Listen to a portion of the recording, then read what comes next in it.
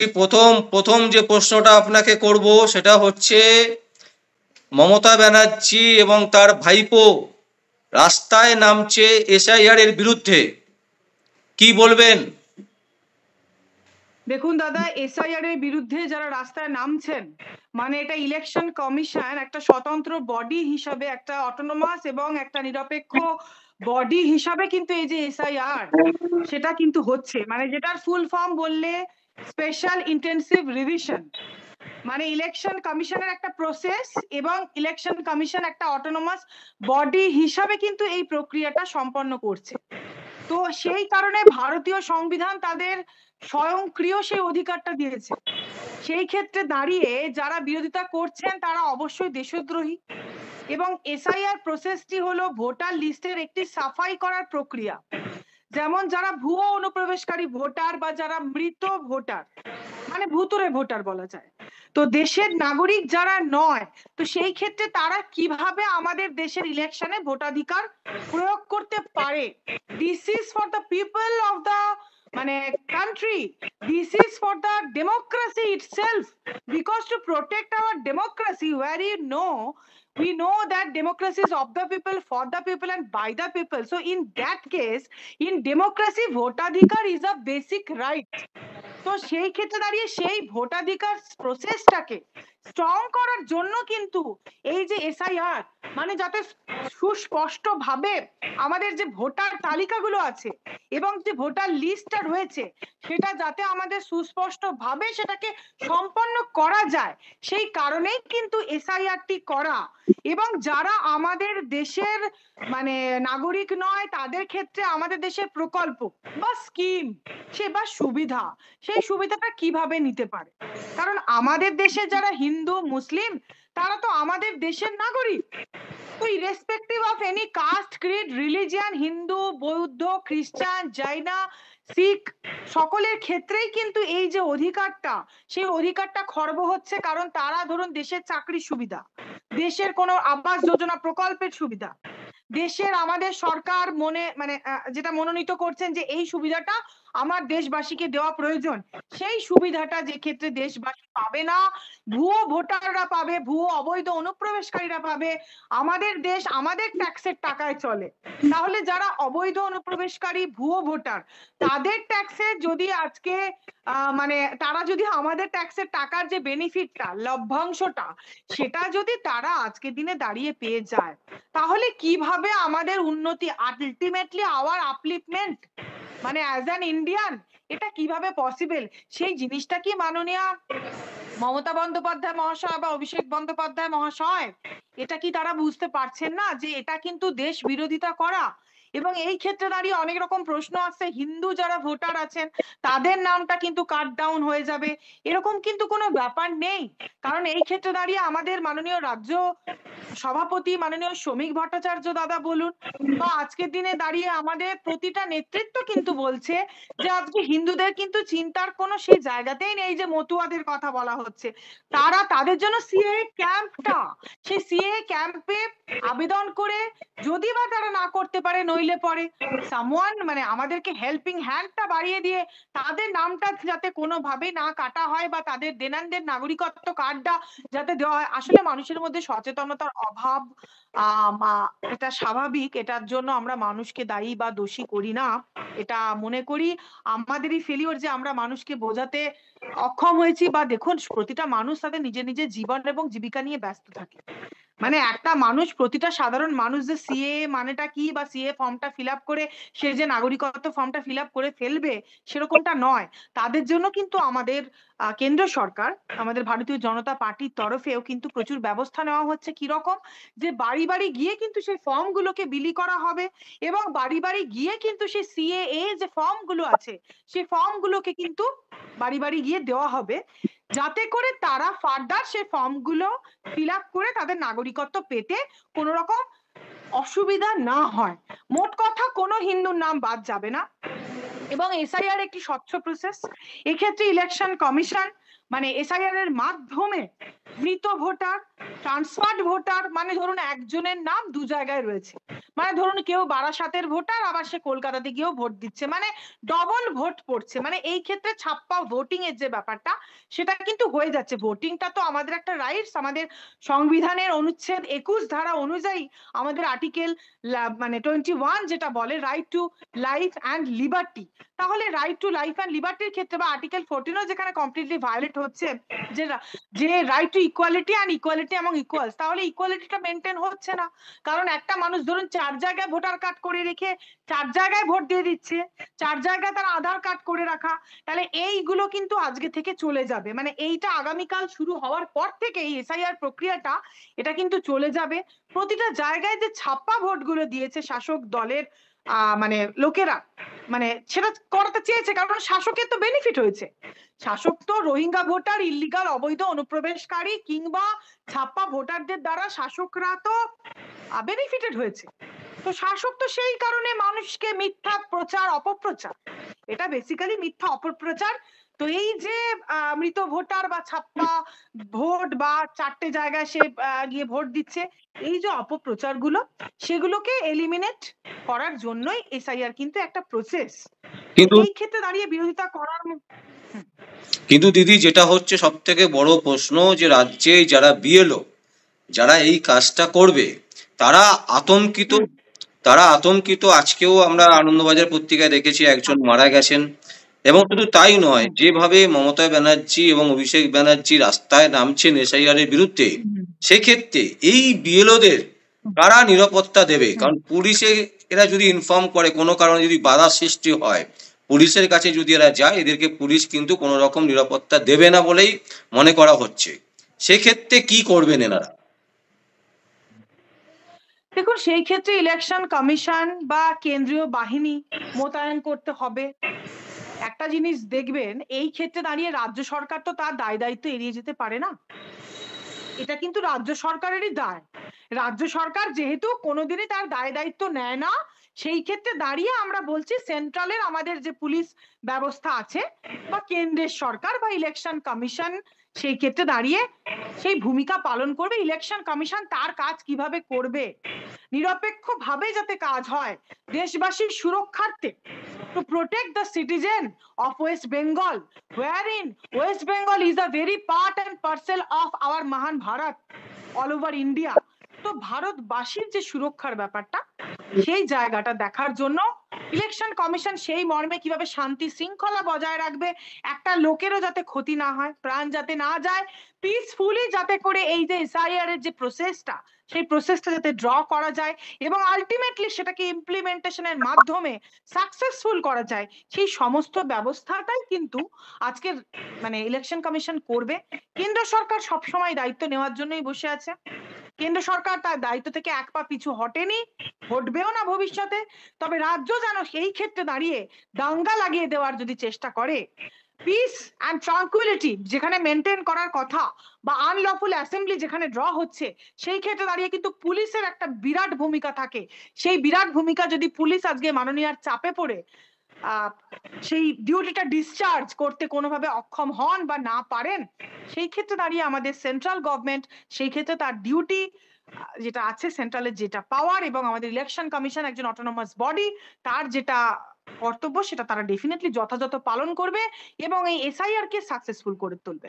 কিন্তু দিদি, যেটা হচ্ছে সবাই ভয় পাচ্ছে যে অভিষেক ব্যানার্জি যেভাবে আক্রমণাত্মক কথাবার্তা বলছেন, যে একটা ভোটার লিস্টে যদি নাম বাদ যায় তাহলে রক্ত গঙ্গা বইবে। এমনকি নির্বাচন কমিশনকে বলছে যে আপনি কিন্তু সাবধানে থাকুন, না হলে কিন্তু আপনাকে খুঁজে বের করব যখন আমরা জিতবো।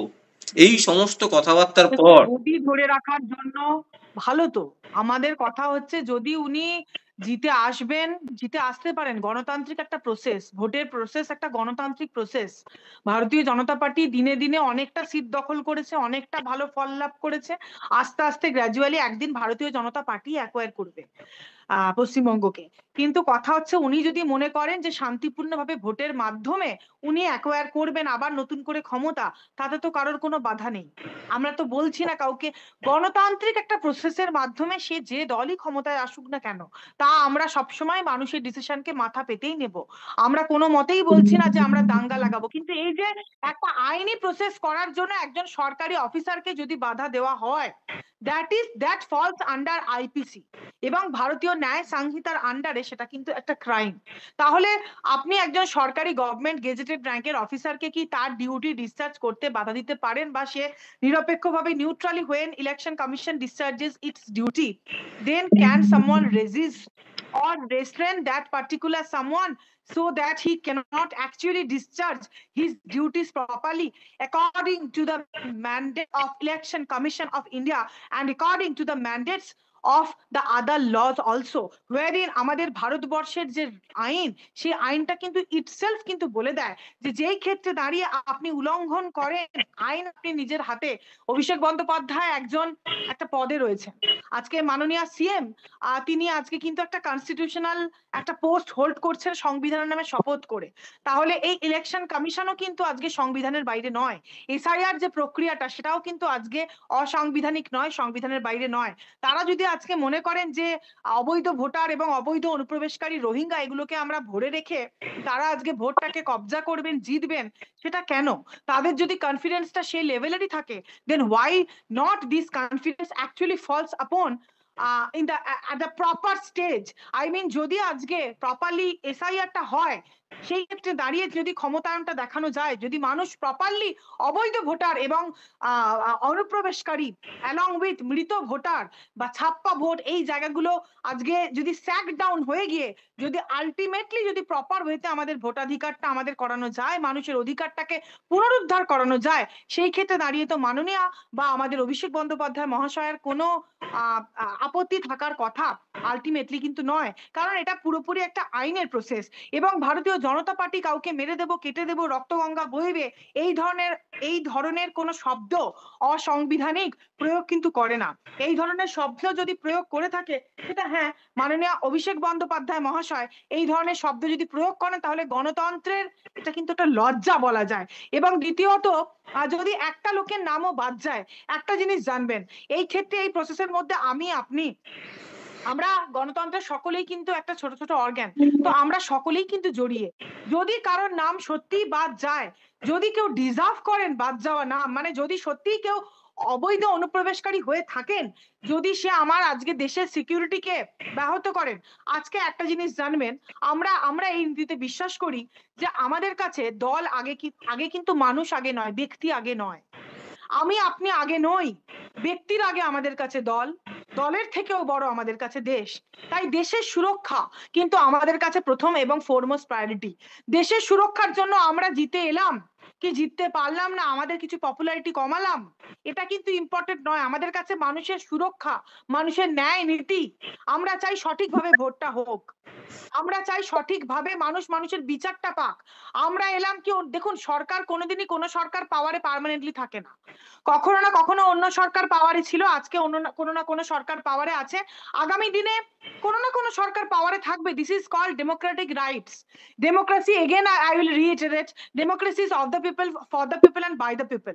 তো ইন দ্যাট কেস আজকে যদি আইনের অনুশাসন হয় আমাদের ভারতবর্ষে, আমাদের সংবিধান মোতাবেক আমাদের কিন্তু আইনের অনুশাসনই চলে। তাই আইনের অনুশাসনের সেখানে যদি যে কোনো সরকার গঠিত হোক, সেটা এনি সরকার যদি আজকে গঠিত হয়, সেটা আমরা মাথা পেতে নেব। আমরা কখনোই না বলছি না, একটা সরকার কখনোই বছরের পর বছর 100 বছর ক্ষমতায় থাকবে না, সে তার টেনিওরটা কমপ্লিট করবে, একটা সরকার যাবে, নতুন সরকার আসবে, সে তার টেনিওরটা কমপ্লিট করবে। কিন্তু হ্যাঁ, প্রতিটা সরকারই কিন্তু এই কথা বলে মানুষের সুরক্ষার কথা। এ কেমন সরকার দেখছি আমরা তোলামূলের আমলে, যে সরকার মানুষের সুরক্ষার কথা বলছে না, মানুষকে ভয় দেখাচ্ছে। কেন নয়, আজকে আমাদের যে মুসলমান বাপ ঠাকুরদারা থেকে তারা এসছেন, আমলে এসছেন মুসলমান ভাইরা, তাদের তো কোন রকম এসআইআর নিয়ে চিন্তা তারা তো করছেন না। হ্যাঁ, বলা যাচ্ছে এসআইআর এ নাকি হিন্দুদের নাম পড়বে, এটা ভয় ঢুকিয়ে দেওয়া হচ্ছে। স্পেশালি হিন্দুদের ক্ষেত্রে এটা করা হচ্ছে যে হিন্দুদের নাম বাদ যাবে, আর নাম বাদ গেলে আমরা রক্তগঙ্গা বহাবো। কেন?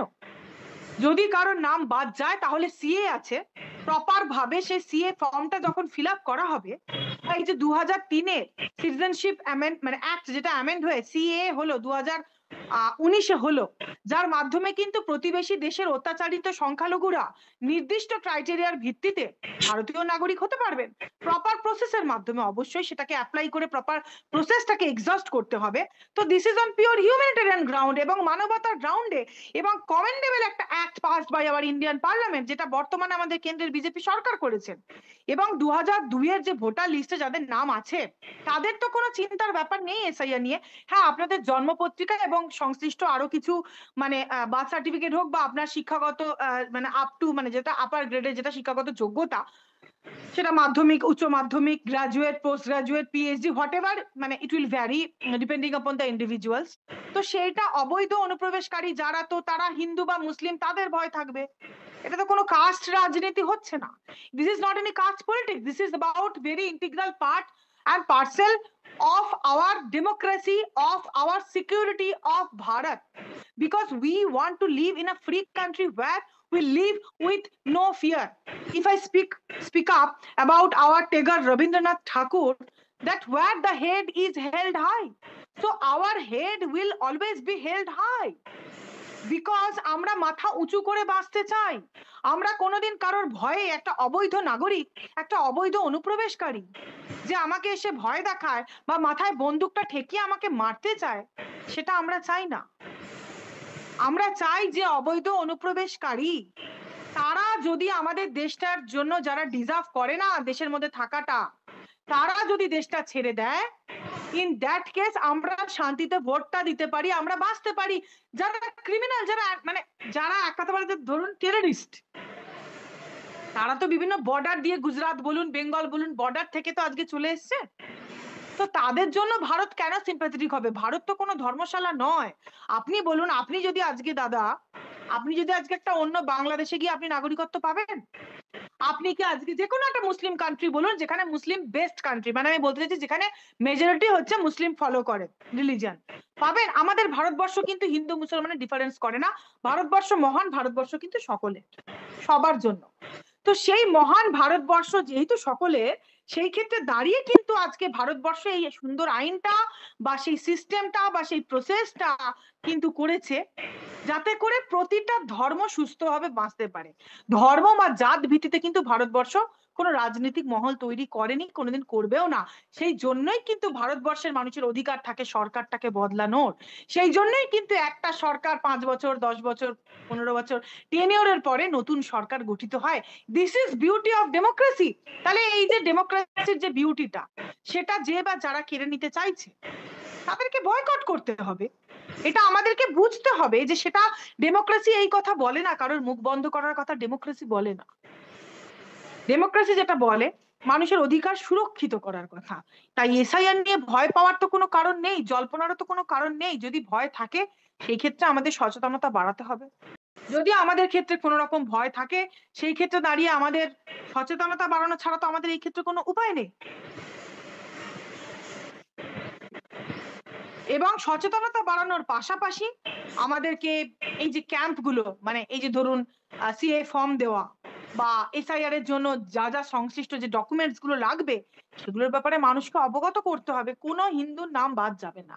এই যে হিন্দুদের নাম বাদ যাবে, মতুয়া সম্প্রদায়ের নাম বাদ যাবে, যে রাজনীতির একটা মহল চলছে রাজনীতি, এটা হবে না। এটা পিওরলি দেখুন তৃণমূল সরকারের তৈরি করা একটা স্টান্স, আই মাস্ট সে।